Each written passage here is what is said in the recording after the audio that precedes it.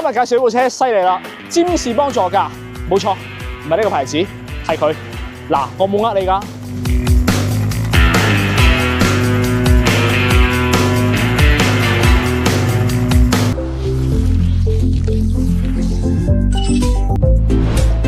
大家好，我係 B auto嘅鹹魚。今期揀車有路數嘅主角就係呢一台騰勢 Denza 嘅 Z9 GT。嗱，點解突然之間講佢呢？除咗廣告夠 hit 之外啦，當然係因為有消息啦。皆因呢台車即將會喺9月份正式引入香港啊！咁今日就先同大家探路，睇下呢一台 Z9 GT 占士邦退休座駕究竟有幾犀利。如你所見啦，呢台車尺寸唔細嘅，而呢個定位算係比較少有嘅 shooting brake。嗱，至於有好多朋友糾結緊佢同渦緊有咩區別啦，呢度我就費事解釋咁多啦。畢竟啊，就算計埋渦緊入細分列表都好啦，呢台車都已經連續3個月喺內地成為細分市場嘅 top one， 實力亦都可見一斑。你咩話？雖然係退休座駕，但係佢嘅裝備咧，其實都好符合占士邦嘅人設，收埋唔少嘢㗎。嗱，首先見到外邊啦，呢個電動尾翼，大量嘅泊車攝像頭啦，大隻嘅20寸鈴，可以調節高低軟硬嘅空氣彈簧，無邊框嘅車門，高配仲有電吸添。再睇埋入邊啦，一眼望過去，3塊 mon 連副駕娛樂屏都有，仲有一個高清嘅 HUD 台顯啦。主副駕都係電調燈，副駕仲可以調零重力模式。呢個位置啊係有一個象鼻式嘅伸縮腳托嘅，咁然之後前排通風加熱按摩全部標配，哇正啊！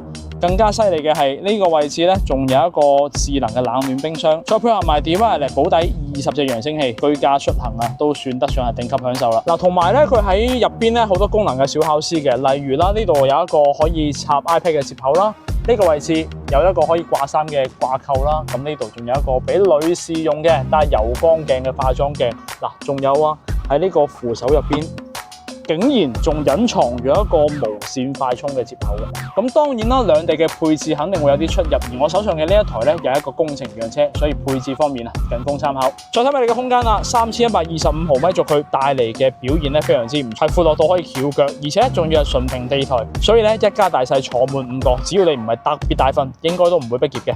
嗱，咁其實咧我留意到香港好多車型啊喺語音方面都係進行咗閹割嘅，咁當然啦，因為好多車聽唔明白話啊嘛，但呢部係可以嘅喎。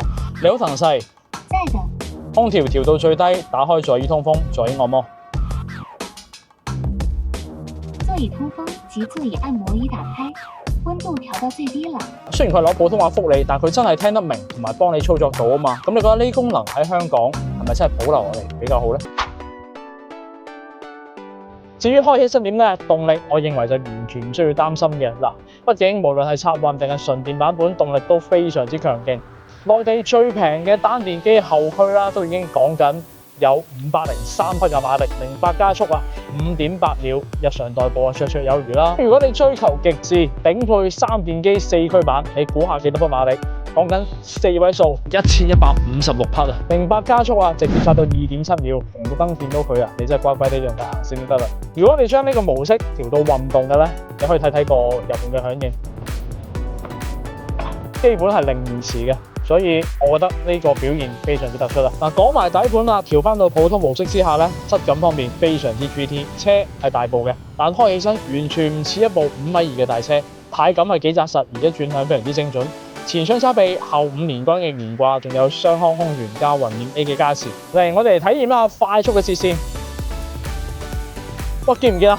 雖然部車係重，但係睇得出佢係撐得住嘅，而且佢個車頭咧指向性非常之精準，體驗咧係非常之神奇嘅，可以俾到駕駛員非常之強勁嘅信心啊！咁當然啦，喺一大堆底盤黑科技嘅加持下，呢台車係極限喺邊咧？我真係不便顯示啦。但係你可以通過以下嘅呢啲場景感受一下嘅。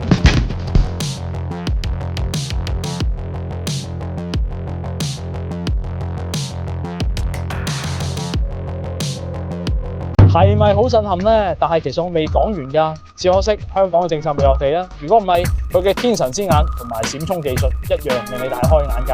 而且如果日常開咧，尤其載住一家大細啊，佢仲有個防暈車嘅模式，抵讚㗎。油門同剎車即刻變得柔軟咗唔少，同時連空調都係調到號稱最唔容易暈車嘅溫度。你開耐啲咧，你就會發現呢台車咧，佢嘅轉彎半徑咧係細過好多緊湊型車嘅喎。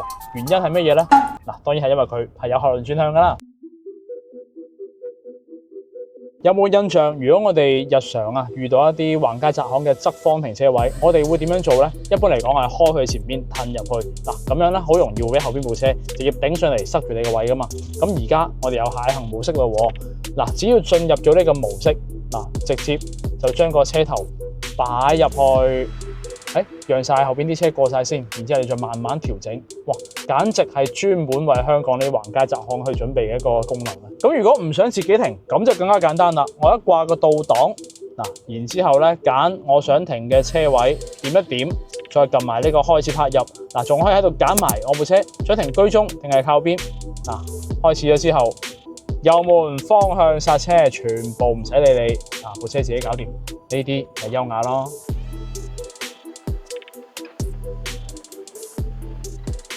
仲同你計埋時添啊，31秒。關於續航方面咧，內地其實有好多個動力版本嘅，而最新嘅一個後驅長續航版本咧 ，CLTC 講緊已經超4位數，非常誇張。就算係折算翻 WLTC 啊，行過723公里都係冇乜問題嘅。咁至於香港會引入咩版本咧？我哋拭目以待啦。咁最後總結一下啦，如果你睇重嘅係駕駛樂趣，中意佢嘅外觀，咁279 GT 嘅動力水平同埋海量嘅底盤技術帶嚟嘅操控提升，我認為就絕對值得嘅。